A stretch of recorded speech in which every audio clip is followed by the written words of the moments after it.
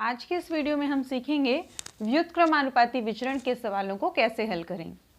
तो व्युत्क्रमानुपाती विचरण को हम इंग्लिश में इनवर्स वेरिएशन भी कहते हैं। तो ये होता क्या है, जैसा कि हमने हमारी पिछली वीडियो में अनुक्रमानुपाती या फिर डायरेक्ट वेरिएशन के बारे में पढ़ा था, तो उसका ठीक उल्टा व्युत्क्रमानुपाती वेरिएशन होता है। इसमें क्या होता है, इसमें भी दो राशियां हमारे पास रहेंगी, दो चीज़ों के मान रहेंगे, लेकिन इसमें अगर एक राशि का मान बढ़े तो उसी अनुपात में दूसरी राशि का मान घट जाए, या फिर अगर एक राशि का मान घटे तो उसी अनुपात में दूसरी राशि का मान बढ़ जाए, तो वहाँ पर क्योंकि उल्टा कनेक्शन है, एक के बढ़ने पे दूसरा घट रहा है या फिर एक के घटने पे दूसरा बढ़ रहा है, तो वहाँ पर होता है व्युत्क्रमानुपाती विचरण। तो व्युत्क्रमानुपाती विचरण के जब हम सवाल बनाते हैं तो हमारा जो स्थिरांक है वो कुछ इस प्रकार का होता है कि x1 y1 बराबर होगा x2 y2 के। अनुक्रमानुपाती में हमने देखा था x1 बटे y1 बराबर x2 बटे y2 था, लेकिन व्युत्क्रमानुपाती में हम देखेंगे कि x1 y1 बराबर होगा x2 y2। इसी आधार पे हमारे जो प्रश्न हैं वो बनेंगे। तो चलिए एक एग्जाम्पल ले लेते हैं। देखिए मैंने प्रश्न लिखा हुआ है, 12 मजदूर एक दीवार को 10 दिन में बना सकते हैं, उसी दीवार को 20 मजदूर कितने दिनों में बना लेंगे। बहुत ही कॉमन सा प्रश्न है कि यहाँ पर देखिए 12 मजदूर एक दीवार को कितने दिन में बना रहे हैं, 10 दिन में। तो हमको दो राशियां बताई जा रही हैं, एक राशि है मजदूरों की संख्या, दूसरी राशि है दिनों की संख्या। तो 12 मजदूर, हमको प्रश्न क्या बोल रहा है, 12 मजदूर जब एक दीवार को बना रहे हैं तो उसको 10 दिन का समय लग रहा है। उसी दीवार को अगर 20 मजदूर बनाएंगे तो कितने दिन का समय लगेगा। हमको इस y की वैल्यू क्या करना है, निकालना है। तो बस हमारा जो स्थिरांक है उसमें हम मान रख देंगे x1 y1 बटे बराबर x2 y2। तो x1 y1 यानी कि x1 12 y1 10 बराबर 20 गुणित y, x1 y1 x2 y2। तो x1 y1 into equal to x2 y2 या फिर y। तो बस हमने क्या किया, y यहीं पर रहेगा, 20 यहाँ से यहाँ आ जाएगा। हमने सरल कर लिया, 12 गुणित 10 बटे 20, शून्य से शून्य कट गया, 2 से 6 कट गया, मतलब हमको y की वैल्यू कितनी मिल गई, 6। तो अगर 12 मजदूर एक दीवार को 10 दिन में बना रहे हैं तो 20 मजदूर उसी दीवार को 6 दिन में बनाकर पूरी कर लेंगे। बहुत ही आसान है। हम एक और उदाहरण लेते हैं।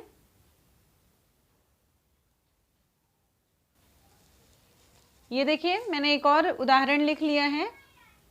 प्रश्न हमारा कुछ इस तरह है कि एक छात्रावास में, एक हॉस्टल में 200 छात्रों के लिए 24 दिन की खाद्य सामग्री है। यदि छात्रावास में 100 छात्र और शामिल हो जाएं तो खाद्य सामग्री कितने दिनों में समाप्त हो जाएगी।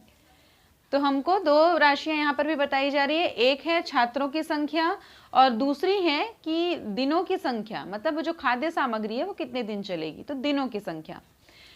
तो देखिए मैंने एक सारणी के रूप में इसको लिख लिया है, छात्र लिखी हूँ, मतलब छात्रों की संख्या जो है पहले कितनी थी, 200। 200 जब छात्र हैं तो खाद्य सामग्री 24 दिन के लिए पर्याप्त है। अब बोल रहे हैं 100 छात्र और आगे, मतलब पहले 200 थे, 100 और आए तो मिलकर अब कितने हो गए, 300 छात्र हो गए उस हॉस्टल में। अब हमको क्या फाइंड करना है कि 300 छात्रों के लिए उतनी ही खाद्य सामग्री कितने दिनों तक चलेगी। तो मतलब ये हमको y2 की वैल्यू निकालना है या y की वैल्यू निकालना है। तो बहुत ही आसान है ये भी, x1 y1 बराबर x2 y2। हम वैल्यू रख लेंगे x1 y1 200 गुणित 24 बराबर x2 y2 यानी कि 300 गुणित y। अगली बार हम 300 को यहाँ से यहाँ ले आ लेंगे, y यहाँ पर रहेगा, 200 गुणित 24 बटे 300। सरल कर लेंगे, शून्य से शून्य कट जाएंगे, 3 एक कम 3, 3 अट्ठे 24 और 8 दूनी 16, यानी कि y का मान कितना आया, 16।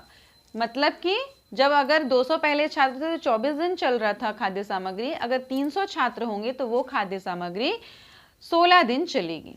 है ना, बहुत ही आसान। एक और हम लोग उदाहरण ले लेते हैं। ये देखिए मैंने एक और उदाहरण लिख लिया है। हमारा प्रश्न कुछ इस तरह से है, एक व्यक्ति प्रतिदिन किसी पुस्तक के 8 पृष्ठों को पढ़कर उसे 15 दिनों में पूरी पढ़ लेता है।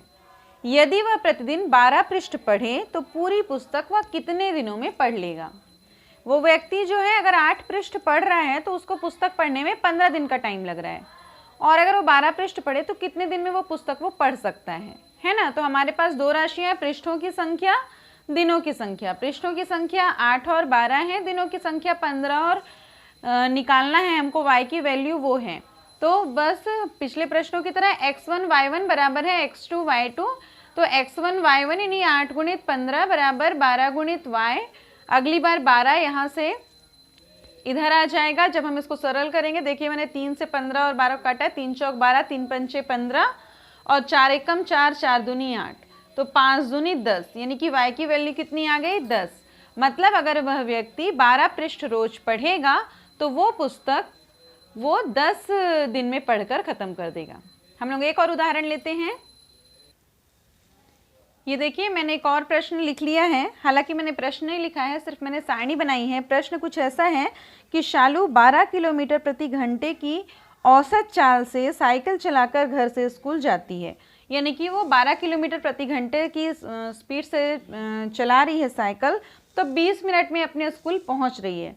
अब अगर उसको 15 मिनट में स्कूल पहुंचना है तो उसको किस स्पीड से साइकिल चलानी पड़ेगी। ठीक है, ये हमारा प्रश्न है। तो हमको अब दो राशियां दी हुई हैं, एक उसकी चाल दी हुई है और एक उसका समय दिया हुआ है। तो चाल अगर 12 किलोमीटर प्रति घंटा है तो 20 मिनट में पहुंच रही है। उसकी चाल क्या होनी चाहिए कि वो 15 मिनट में स्कूल पहुंच जाए। ठीक है, तो बस हमको जैसा हमारा विचरण का वो है x1 y1 बराबर x2 y2, उसी में हमने रख लिया 12 गुणित 20 बराबर x गुणित 15। x यहीं पर रहेगा, 15 यहाँ से यहाँ आएगा।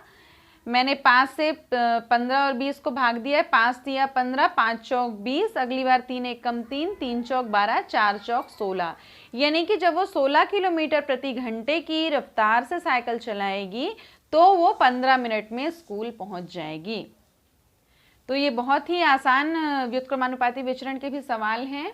आशा करती हूँ आप लोग बहुत आसानी से इसके सवालों को हल कर पाएंगे। Okay, thank you.